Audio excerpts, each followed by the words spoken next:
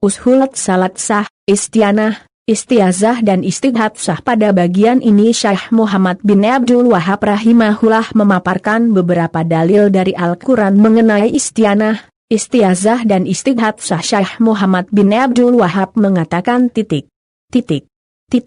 koma dan dalil istianah adalah firman Allah, hanya kepadamu kami beribadah dan hanya kepadamu kami beristianah. Dan di dalam hadits, apabila engkau istianah maka beristianahlah kepada Allah. Dalil istiazah adalah firman-Nya, katakanlah aku beristiazah kepada Rabb yang menguasai waktu subuh. Dan firman-Nya, katakanlah aku beristiazah kepada Rabb-Nya manusia. Dan dalil istighasah adalah firman-Nya, ingatlah ketika kamu memohon pertolongan kepada Tuhanmu, lalu diperkenankannya bagimu. Istianah artinya adalah meminta tolong. Istianah kepada Allah, yaitu meminta pertolongan kepadanya adalah sebuah syariat yang wajib bagi setiap muslim dan muslimah. Pentingnya kedudukan istianah hingga Allah pun mewajibkan untuk menyatakannya minimal 17 kali dalam sehari semalam, dalam ucapan, hanya kepadamu ya Allah kami menyembah dan hanya kepadamu kami beristianah, meminta pertolongan. Qs. Al-Fatihah. 5. Mengapa? Karena manusia adalah makhluk lemah dan tak berdaya. Allah berfirman, dan diciptakan manusia itu dalam keadaan lemah. Qs. An-Nisa 28, karenanya, disyariatkan memperbanyak ucapan yang menunjukkan ketidakberdayaan kita itu kepada Allah. Rasulullah pernah bersabda kepada Abdullah bin Qais, wahai Abdullah bin Qais, ucapkanlah la haula wala quwata illa billah, tiada daya dan upaya kecuali dengan pertolongan Allah, karena ucapan itu adalah satu dari perbendaharaan surga. Hr. Bukhari 6384, Muslim 2704. Ketika seorang hendak melakukan sesuatu maka sangat dianjurkan untuk memulai dengan basmalah. Hal ini karena bacaan basmalah tersebut tidak lain adalah salah satu ucapan untuk menunjukkan istianah kepada Allah. Oleh sebab itu, semakin seorang sempurna dalam beristianah kepada Allah maka semakin sempurna pula tauhidnya.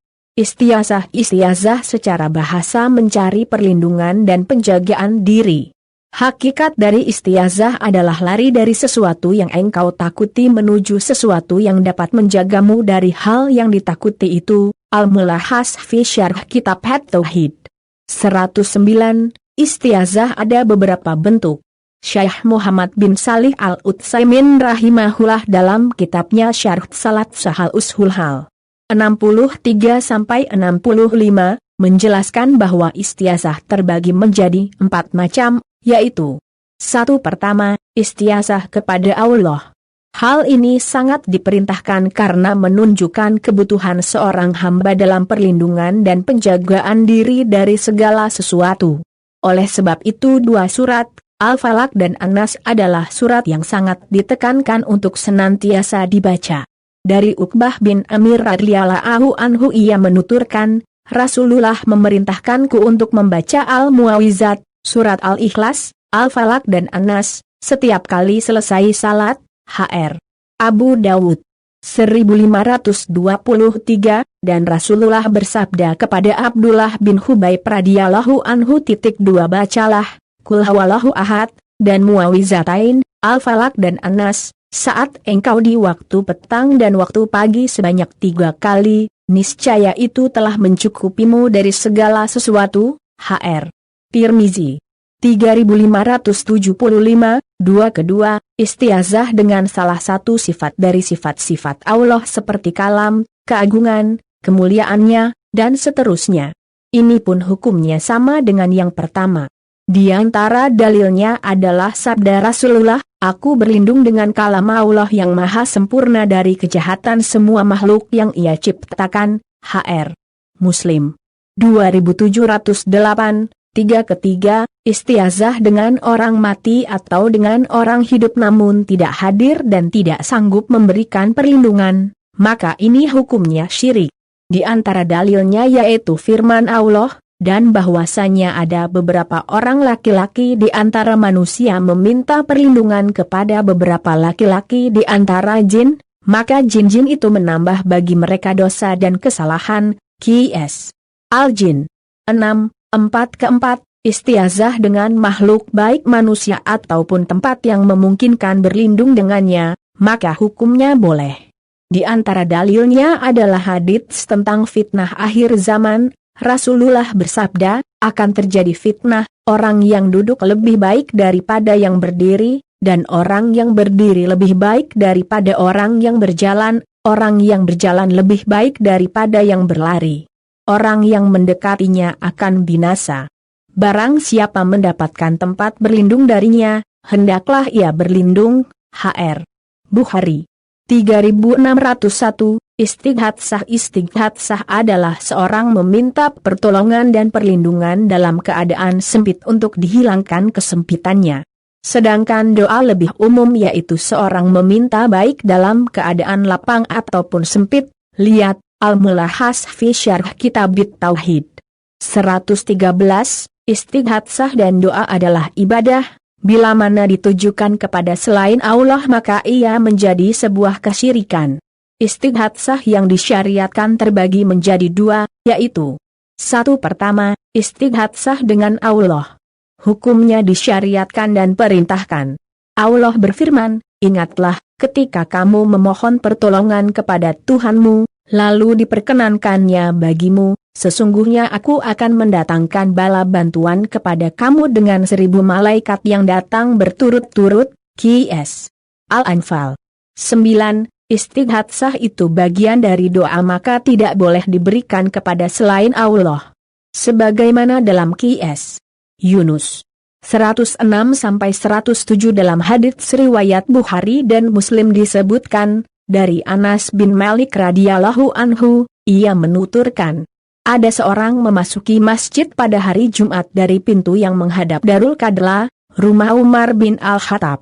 Saat itu Rasulullah sedang berdiri menyampaikan khutbah, orang itu lalu berdiri menghadap Rasulullah seraya berkata, wahai Rasulullah, harta benda telah habis dan jalan-jalan terputus. Maka mintalah kepada Allah agar menurunkan hujan buat kami. Anas bin Malik berkata, maka Rasulullah mengangkat kedua tangannya seraya berdoa, ya Allah berilah kami hujan, ya Allah berilah kami hujan, ya Allah berilah kami hujan. Anas bin Malik melanjutkan, demi Allah, sebelum itu kami tidak melihat sedikit pun awan baik yang tebal maupun yang tipis. Juga tidak ada antara tempat kami dan bukit itu rumah atau bangunan satu pun.